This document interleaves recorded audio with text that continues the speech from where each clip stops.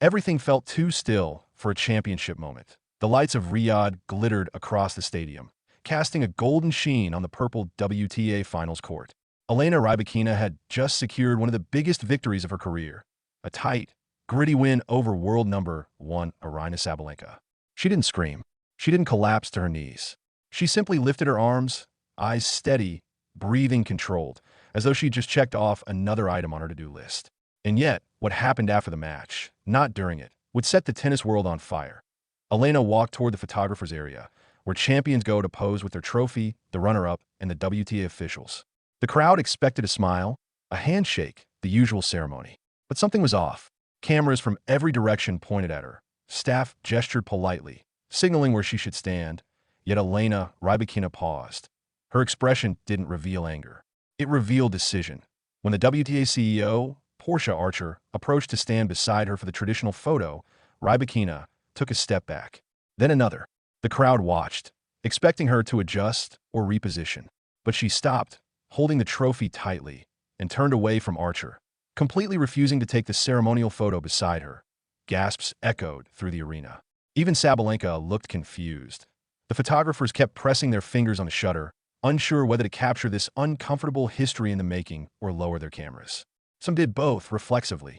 The moment was over within seconds, but its shock rippled instantly across social media. By the time she walked off the court, the clip had already begun circulating on Twitter, TikTok, and Instagram. People in the stadium were already whispering. What just happened? There were no words spoken. But the silence screamed. This wasn't Elena being shy. This wasn't Elena being overwhelmed. This was Elena sending a message. And to understand that moment, you have to go back months to the dispute, the tension, the communication breakdown that pushed her to the edge. This story didn't start in Riyadh. It began with the person standing behind her, or rather, the person who wasn't allowed to stand behind her for months. Her coach, Stefano Vukov. Earlier in the season, the WTA unexpectedly suspended Vukov, claiming he had repeatedly violated the code of conduct. Officials cited reports of verbal abuse toward Rybakina during matches, and several commentators publicly criticized the way he spoke to her courtside. Headlines began pushing narratives. Social media accounts cut out short clips that made it seem like Vukov was harsh, controlling, disrespectful. The narrative spread like wildfire, but there was one voice that remained consistent from day one. Elena Rybakina. She defended him. Not half-heartedly, not cautiously, firmly. She called him essential. She emphasized the trust they shared. The world labeled him problematic. Elena called him irreplaceable. And here's the detail that most people missed. Throughout the investigation, the WTA reportedly never communicated directly or clearly with her. She said she tried to reach out. She said she attempted to understand what was happening, to cooperate, to find a solution. But no one from the WTA, according to her, ever made a serious attempt to resolve the matter or hear her point of view. Imagine having your coach, the person who strategizes with you, comforts you, stays with you during the hardest moments of competition, suddenly removed from your team without warning. Imagine reading headlines about your own life and career and realizing the organization responsible for your sport is not talking to you about decisions that affect your season. That wasn't just inconvenient, that was disrespectful.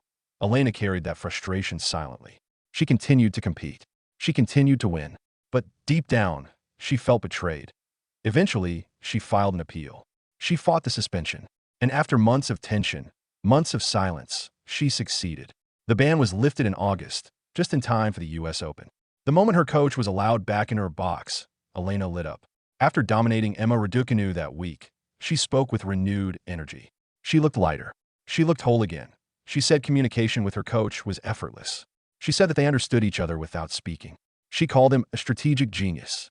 She credited him for her breakthroughs, her consistency, her confidence. But even then, she couldn't forget the silence she endured from the WTA. She did not publicly explode. She did not complain. She just filed it away, quietly. And then we arrive in Riyadh, the WTA Finals.